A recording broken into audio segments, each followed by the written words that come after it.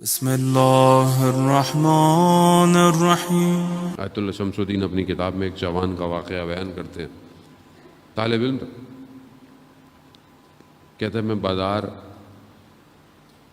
سے گزر رہا تھا تو ایک نامحرم پر میری نگاہ پڑی اور اس نے میری نگاہ کو کھینچ لیا، اپنی طرف متوجہ کر لیا۔ تصویر ظاہر ہے فریم میں آ جاتی ہے۔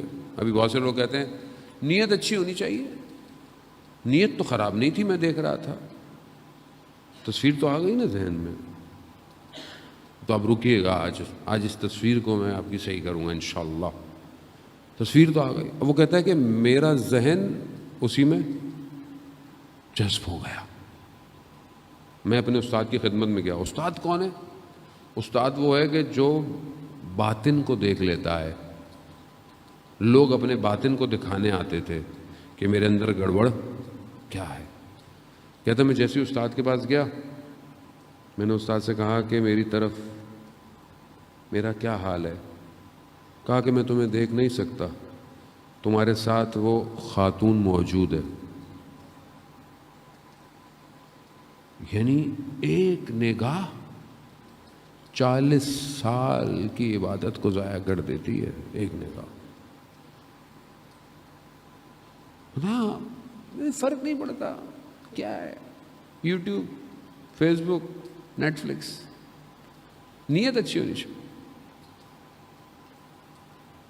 یہاں نماز پڑھی عبادت کی، یہاں نگاہ پڑی، نور چلا گیا، نور چلا گیا، ظلمت آ گئی۔ اور بعض اوقات ایسی ظلمت آتی ہے کہ عبادت کو بھی کھا جاتی ہے، تاریکی میں لے جاتی، نہیں ہٹتی۔ اس لیے امام خمینی نے کہا کہ ایک نگاہ نامحرم صدیوں کے فاصلے پہ پھینک دیتی ہے۔ ذہن میں بس گئی۔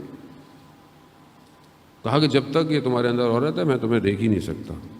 بہت شرمندہ ہوا، سجدے میں گیا، گریا کرتا رہا، خدا غلطی ہو گئی، خدا معاف کر دے۔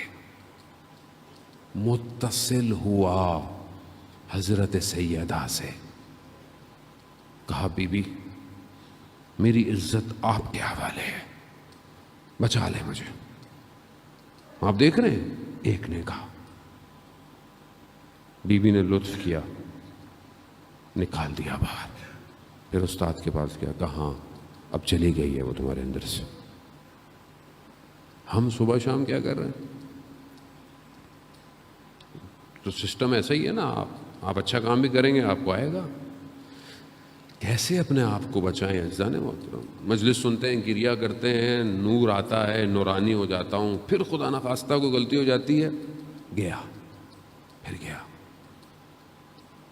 پھر بھی خدا لطیف ہے، کریم ہے، رحمان ہے، رحیم ہے، موقع دیتا ہے، آؤ، پھر جاؤ، پھر آؤ، پھر جاؤ، پھر آؤ، پھر جاؤ۔ لیکن یہ نہ ہو کسی آنے جانے کے راستے میں اگر روح نکل گئی نا، پھر نہیں بتا کسی کو۔